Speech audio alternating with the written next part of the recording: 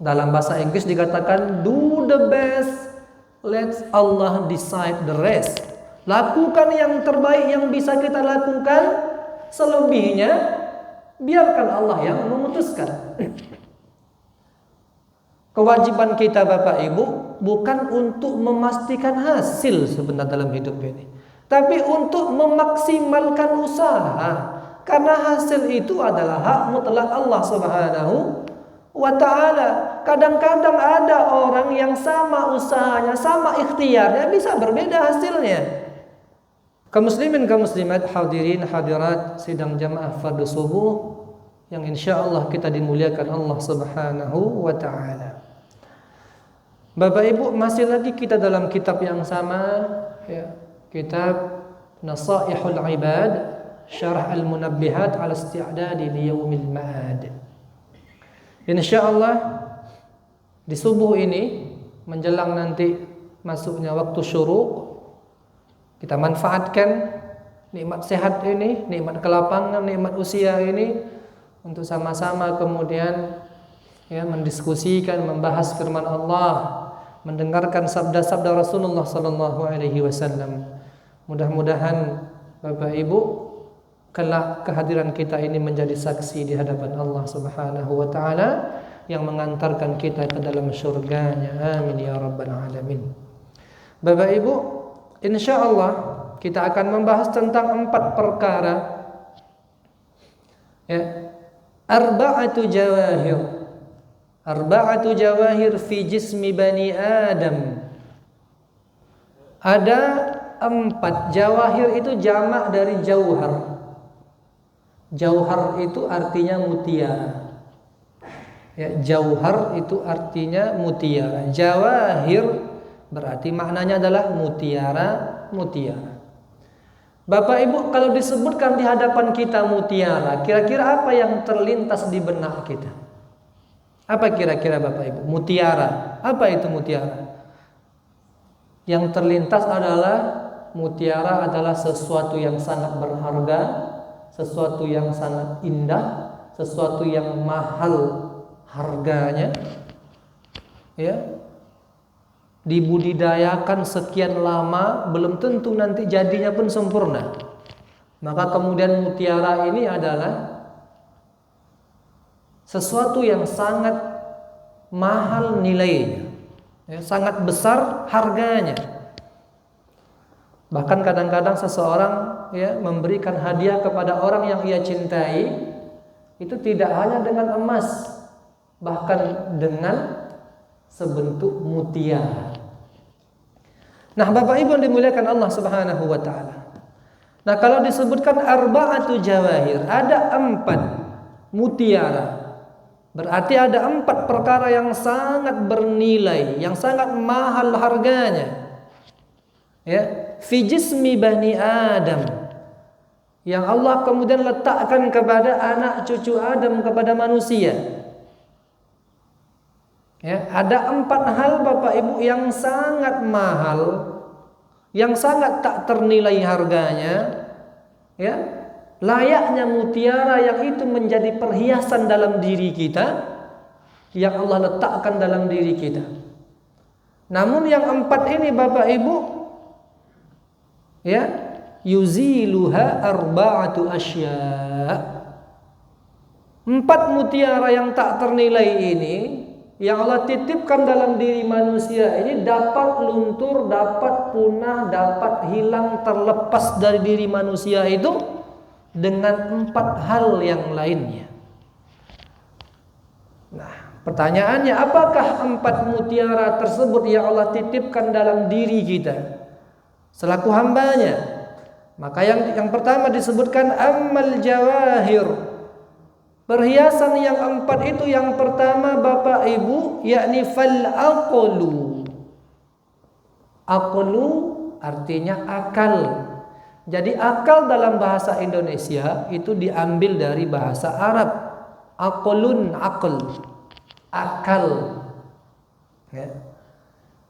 Mutiara pertama yang Allah titipkan pada manusia yakni berupa akal yang Allah anugerah karuniakan kepada kita.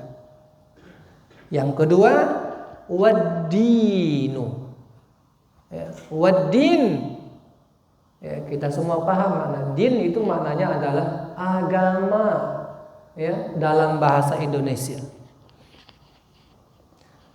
Bapak Ibu, kemudian yang ketiga, mutiara yang Allah berikan kepada kita selaku hambanya, wal haya'u, yakni sifat malu. Jadi Bapak Ibu, sifat malu. Jadi malu ini ternyata perhiasan yang tak ternilai. Ya. Ibarat mutiara yang kita pakai dalam diri kita. Ya, wal haya. Adapun yang keempat, wal amalus salih. Perhiasan yang berikutnya yang menjadikan diri kita indah di hadapan Allah, yakni al amalus salihu, yakni amal-amal salih, kebaikan, ketaatan yang kita lakukan untuk mengharap ridho Allah Subhanahu wa ta'ala. Nah, itu Bapak Ibu 4 mutiara. Ya, yang pertama al-aqlu adalah akal, yang kedua adalah agama, yang ketiga adalah rasa atau sifat malu yang melekat dalam diri kita, yang terakhir adalah amal saleh, ketaatan, kebaikan yang kita lakukan. Kaum muslimin, kaum muslimat yang dimuliakan Allah Subhanahu wa ta'ala. Lalu 4 mutiara ini, 4 hal yang sangat berharga yang Allah berikan dalam diri kita. Dia dapat hilang, dapat lepas, dapat tanggal, dapat luntur dalam diri kita dengan 4 hal yang lainnya. Maka disebutkan yang pertama Bapak Ibu, fal ghadabu yuzilul aqla. Fal ghadabu yuzilul aqla. Tadi kita sebutkan Bapak Ibu, perhiasan yang pertama yang Allah berikan kepada kita yakni berupa akal. Akal itu artinya ikatan Bapak Ibu. Ya, iqil. Ya, suatu ketika seorang laki-laki ya masuk ke Masjid Nabawi membawa seekor unta. Ya. Lalu didapatilah dia tidak menambatkan untanya. Dibiarkan lepas begitu saja. Ketika ditanya, dia menjawab, "Atawakkal 'ala Allah." Aku serahkan unta ini kepada Allah. Lalu Nabi sebutkan kepada dia, "Iqil summa tawakkal." Wahai saudaraku, ikat dulu, tambatkan dulu unta itu.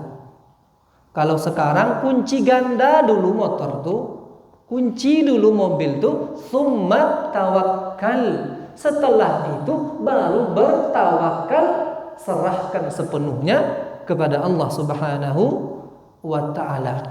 Sederhananya, berikhtiar dulu kita sekuat tenaga, sekuat kemampuan, hasilnya itu urusan Allah.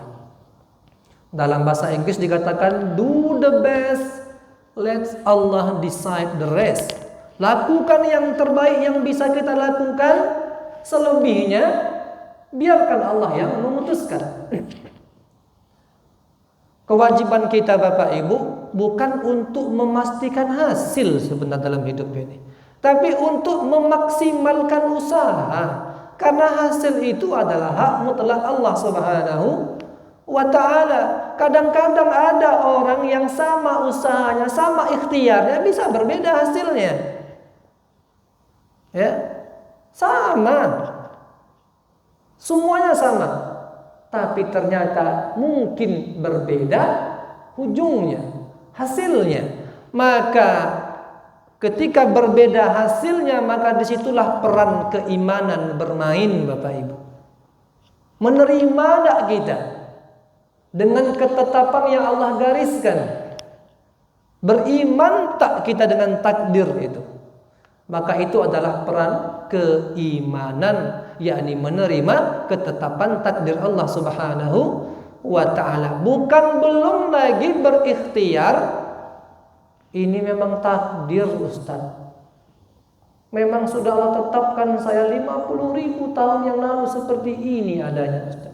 Padahal belum ada usaha, belum ada ikhtiar yang kemudian ia perjuangkan. Iqil, ikat, kemudian bertawakal. Maka akal fikiran yang ini merupakan sesuatu aset yang sangat berharga, tak ternilai bahkan.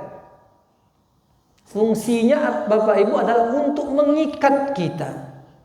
Karena kalau tak diikat manusia dengan akal, maka manusia itu bahkan bisa lebih buruk daripada seekor binatang. Banyak contohnya Bapak Ibu, ya. Banyak contohnya di mana manusia terkadang dalam titik tertentu, batas tertentu lebih bejat daripada seekor binatang. Wala'iyazubillah. Maka akal ini yang akan menjadi panduan, ini baik, ini tidak baik, ini layak, ini tidaklah layak. Maka agama ini, syariat ini dibebankan di pundak orang yang berakal. La dina liman la aqla lahu. Tidak ada kemudian taklif, beban syariat agama ini bagi mereka yang tak berakal. Makanya dari kecil setiap kita belajar dulu, ya, syarat wajib, maka yang pertama diantaranya muslim, kemudian akil balik. Akil itu akar katanya sama dengan aklun atau akal. Akil artinya seseorang yang sehat akalnya, orang yang berakal.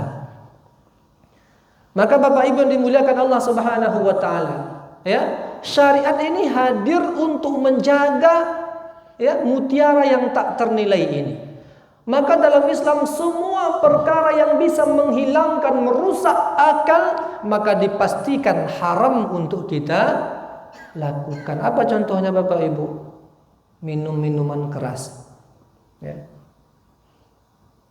Kalau seseorang mengkonsumsi alkohol, minum minuman keras, maka otomatis akan hilang akal pikirannya. Tak bisa dia membedakan mana saudaranya, mana ibunya, mana halal, mana haram, mana jalan, mana lobang. Semuanya ditabraknya. Maka Islam hadir kemudian, ya, dalam rangka menjaga akal ini, maka diharamkanlah yang namanya khamar, yang memabukkan, yang menghilangkan akal. Kullu muskirin khamrun wa kullu khamrin haram. Setiap yang memabukkan maka masuk dalam kategori khamar, dan setiap khamar itu haram hukumnya. Bapak Ibu, di zaman Nabi tidak ada narkoba, tidak ada ganja, ya, dan yang sejenisnya, ya. Adanya khamar yang dibuat dari kurma, dari anggur. Hari ini kita hidup di zaman di mana banyak perkara-perkara yang mampu menghilangkan akal. Bahkan kadang-kadang Bapak Ibu, di makanan-makanan anak-anak kecil hari ini itu mengandung perkara-perkara zat-zat yang berbahaya ini. Maka kita selaku orang tua perlu selektif, hati-hati. Mana yang boleh dikonsumsi, mana yang tidak boleh. Maka narkoba, walaupun tak ada di zaman Nabi, dihukumi haram karena narkoba dapat menghilangkan fungsi akal manusia. Nah Bapak Ibu, akal ini perlu kita jaga. Maka disebutkan di sini, fal ghadabu yuzilu al-aqla. Maka di antara yang dapat menghilangkan mutiara tak ternilai bernama akal ini adalah ketika seorang manusia kemudian dirasuki amarah, murka, emosi yang tak mampu dia kawal, dia kontrol dalam dirinya. Al-ghadab. Maka Bapak Ibu yang dimuliakan Allah Subhanahu wa taala, Islam itu mengatur bagaimana apabila kita itu marah, emosi, diatur caranya. Karena kalau tidak diatur, maka emosi yang meledak-meledak itu, yang marah, yang berlebihan itu akan dapat menghilangkan akal. Ya. Seorang ayah atau seorang ibu yang marah kepada anaknya, dalam kadar yang amarah yang kemudian hilang akal pikirannya. Orang menyebutnya dia marah ke anaknya seperti kesetanan. Sampai lupa dia bahwa anak itu yang menjadi doanya dahulu. Anak itu yang diharapkan kehadirannya dulu. Dikandung 9 bulan, dilahirkan bertaruh nyawa. Hanya karena satu kesalahan marahnya dipijaknya anaknya. Bahkan ada yang sampai dibunuhnya. Hanya karena mengganggu seorang ayah, seorang ibu main handphonenya. Maka marah, emosi itu dapat menghilangkan akal pikiran. Maka Bapak Ibu, dalam Islam apabila seorang itu mulai dikuasai amarahnya, maka Islam memberikan solusi. Kalau lagi berdiri kita marah, bawa duduk. Ya. Kalau tidak bisa juga bawa duduk berbaring. Ya. Dan juga kemudian berwuduklah. Karena amarah itu dari syaitan dan syaitan terbuat dari api, maka api dipadamkan dengan air, maka berwuduk. Tidak juga bisa, maka kalau bisa tinggalkan tempat itu, menghindar. Ini cara kita memanage marah dan emosi yang ada dalam diri kita. Karena apabila diturutkan, maka emosi marah ini akan menghilangkan akal. Nah, Bapak Ibu yang dimuliakan Allah Subhanahu wa taala, maka Nabi menyebutkan la taghdab walakal jannah. Kata Nabi, jangan kamu marah, jangan kamu sampai terpancing, tersulut emosi, maka Allah menyediakan bagimu surga. Nabi menyebutkan orang atau laki-laki yang kuat itu bukan mereka yang mampu bergulat, bukan mereka yang mampu bertarung di ring tinju. Tapi laki-laki yang kuat itu adalah mereka di antaranya yang mampu mengendalikan hawa nafsunya, mampu mengontrol emosi dan marahnya. Nah, Bapak Ibu dimuliakan Allah Subhanahu wa taala. Maka yang pertama, ya, mutiara akal yang Allah berikan kepada kita ini akan dapat kemudian hilang tanggal dalam diri kita apabila kita sudah mulai dikuasai marah. Boleh kita marah, Ustaz, boleh. Ya. Tapi jangan sampai kemudian kita kehilangan akal pikiran dengan amarah kita. Pastikan amarah kita ini apa sebabnya. Ya. Marah kita ini karena Allah, marah kita ini karena cinta kepada anak, karena sayang kepada anak. Jangan pula menjadi orang tua yang tak peduli, tak pernah dia marah. Ya, sampai-sampai ketika anaknya mendapatkan hukuman di sekolah, datang orang tuanya ke sekolah, marah-marah ke guru yang mengajar. Saya selama ini sudah sekian tahun anak saya belum pernah sekalipun saya marahkan anak saya. Ya, ini tentu sayang yang tidak tepat pada tempatnya. Nah, Bapak Ibu dimuliakan Allah Subhanahu wa taala. Itu yang pertama. Yang berikutnya adalah wal hasadu yuzilud din. Wal hasadu yuzilu ad-din. Tadi Bapak Ibu sampaikan setelah akal, mutiara yang kedua adalah agama. Agama Bapak Ibu dapat luntur dalam diri kita. Di antaranya apabila sifat hasad, dengki menguasai kita. Orang kalau sudah dirasuki dengki, hasad, hilang agama dalam dirinya. Dia akan melakukan perkara-perkara yang tak terbayangkan oleh kita karena dengki telah merasuki dirinya. Maka Bapak Ibu yang dimuliakan Allah Subhanahu wa taala, para ulama kemudian membahas tentang dengki ini. Ternyata dengki ini Bapak Ibu ada level tingkatan-tingkatannya, ya. Yang pertama kata ulama, dengki yang pertama atau yang kita sebut dengan hasad. Ya, ini ketika kita ingin nikmat, ya, yang ada pada orang lain itu hilang. Jadi level dengki yang pertama Bapak Ibu, nggak suka dia orang dapat nikmat dan dia berharap mudah-mudahan diambil nikmat itu dari dirinya. Ya. Ini level yang pertama. Jadi dia tidak senang apabila ada orang mendapatkan nikmat, namun di saat yang bersamaan tidak ada pula keinginan dalam dirinya agar nikmat itu diberikan untuknya. Tidak, dia hanya tak suka apabila ada orang yang mendapatkan kebaikan. Itu yang pertama. Yang kedua, Bapak Ibu, level dari hasad dengki ini adalah dia ingin apabila ada orang mendapatkan nikmat kebaikan, lalu dia berharap agar kemudian kebaikan itu hilang dari orang itu dan pindah untuk dirinya. Ya, mungkin dia akan berkata, ya, saya lebih layak untuk mendapatkan itu dibanding dirinya. Kenapa harus dia? Seharusnya kan saya yang mendapatkan. Ya, tidak senang orang mendapatkan nikmat, bahkan dia berharap agar nikmat itu diberikan kepada dirinya. Itu level hasad yang kedua. Yang ketiga, Bapak Ibu, yakni dia tidak peduli sama nikmat yang ada pada orang lain. Cuma dia tidak bisa menerima apabila ada orang yang lebih baik dari dirinya. Ada orang kayak gitu, Bapak Ibu. Tidak boleh ada orang yang lebih bersinar dari dirinya. Pokoknya di kampung ini saya lah yang paling hebat. Kalau ada orang yang kemudian muncul lebih hebat dari dia, mulai dia gusar, mulai dia dengki, mulai dia hasad. Ya.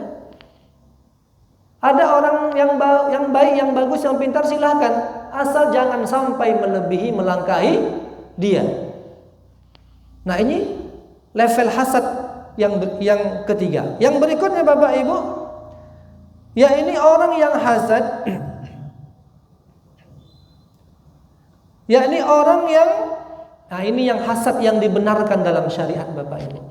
Apabila dia mendapatkan ada orang yang mendapati kebaikan, nikmat, kelebihan, ya, lalu dia pun berdoa, ya Allah, aku ingin seperti si fulan, ya Allah, yang luar biasa, hartanya banyak, rizkinya melimpah, dan dia dermawan, membantu sesamanya, berinfak, bersedekah, mewakafkan hartanya, membantu fakir miskin, anak yatim. Ya Allah, berikan kepadaku kekayaan sehingga aku bisa juga membantu orang-orang yang membutuhkan. Ini, Bapak Ibu, hasad ini disebut dengan ghibthah, ya. Yakni hadir perasaan ingin mendapatkan nikmat yang sama yang diberikan Allah kepada sahabat orang lain, ya, tapi tanpa kemudian dia menginginkan agar nikmat itu dicabut dari orang lain itu. Ya. Dia ingin, contoh Bapak Ibu, nampak kita seorang anak masih muda, hafal Quran, lalu berharap pula kita, ya Allah, mohon jadikan anakku seperti anak itu, ya Allah. Ya, nampak orang diberi nikmat, kita berdoa agar mendapatkan nikmat yang sama, agar kita juga dapat melakukan kebaikan yang sama. Nah, ini yang disebut dengan ghibthah. Nah, Bapak Ibu dimuliakan Allah Subhanahu wa taala. Itu yang kedua, ya. Jadi apabila seseorang sudah dirasuki sifat dengki, maka pasti cepat atau lambat nilai-nilai agama itu akan luntur, akan hilang dalam dirinya. Kemudian yang ketiga, Bapak Ibu yang dirahmati Allah Subhanahu wa taala, wat-tama'u yuzilu al-haya'a. Tadi mutiara yang ketiga, Bapak Ibu kalau masih ingat, yakni sifat malu. Wat-tama' yuzilu al-haya'a.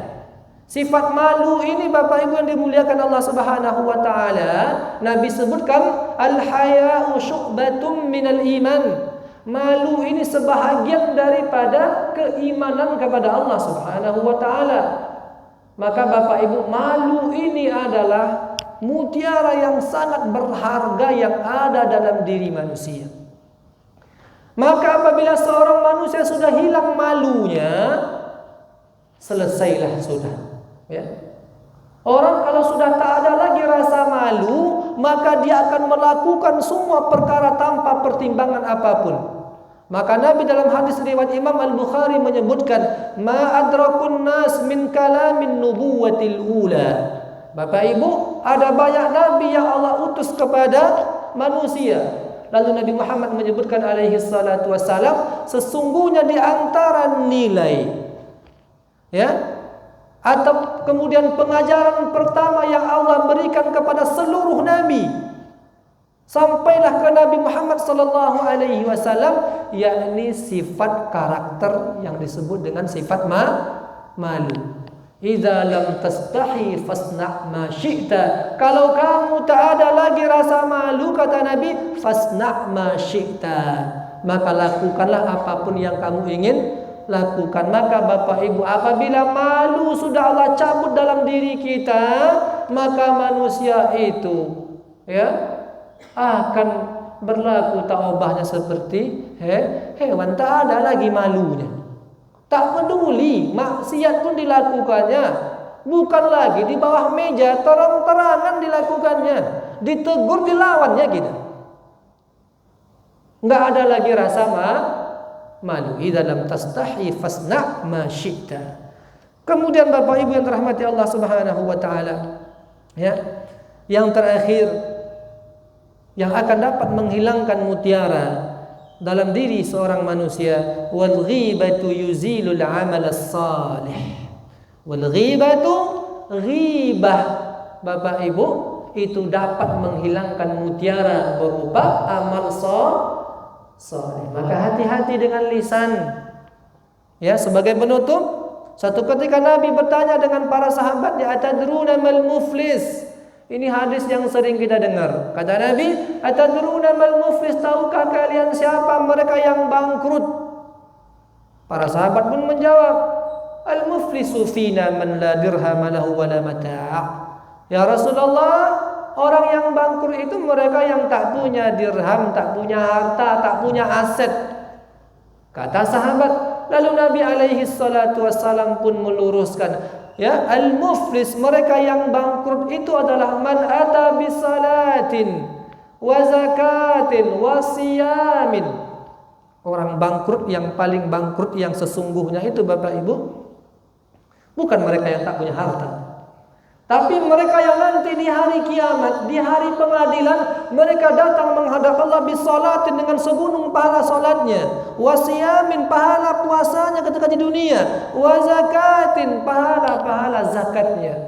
Tapi ya'ti qad syatama hadza wa akala mala hadza wa qazafa hadza wa darabaha hadza. Tapi dia datang menghadap Allah selain membawa segunung pahala kebaikan ibadah di dunianya, dia datang menghadap Allah dalam kondisi dahulu banyak orang yang terkena dengan lisannya, banyak orang yang sakit hati karena dirinya. Dia menfitnah orang lain, dia menghibah orang lain, dia mengambil hak orang lain, dia menjatuhkan kemuliaan kehormatan orang lain karena lisannya. Maka apa yang terjadi berikutnya kepada dia Bapak Ibu yang dimuliakan Allah Subhanahu wa taala, fayu'ta hadza min hasanatihi wa hadza min hasanatihi. Karena banyak orang yang minta keadilan kepada Allah, antri orang, ya Allah, kami tidak rela dia masuk ke dalam surgamu karena dahulu dia pernah menfitnah kami, dia pernah mencaci kami, dia pernah dahulu kemudian memburuk-burukkan kami, ya Allah, kami tak rela dia masuk ke dalam surgamu. Antri begitu banyak orang minta keadilan. Akhirnya Bapak Ibu,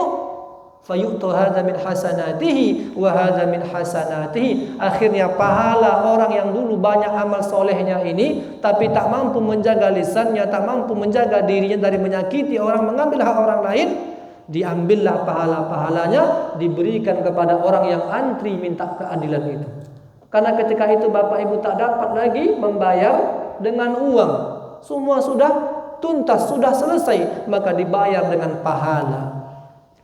Sampai akhirnya Bapak Ibu, saking banyaknya orang yang antri, masih banyak orang yang menuntut keadilan, sementara pahala salat, puasa, zakatnya sudah habis. Akhirnya apa yang terjadi?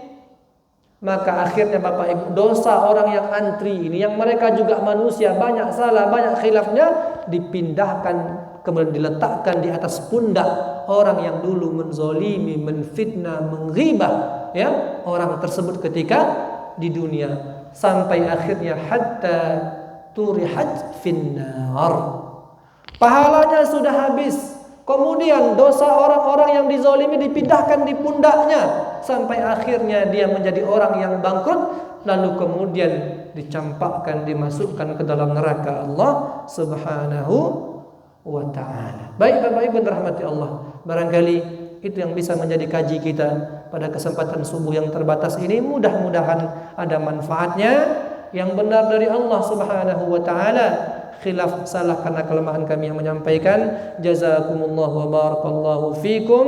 Kita akhir dengan doa kafaratul majlis. Subhanakallahumma wa bihamdika asyhadu an la ilaha illa ant nastaghfiruka wa natubu ilaik.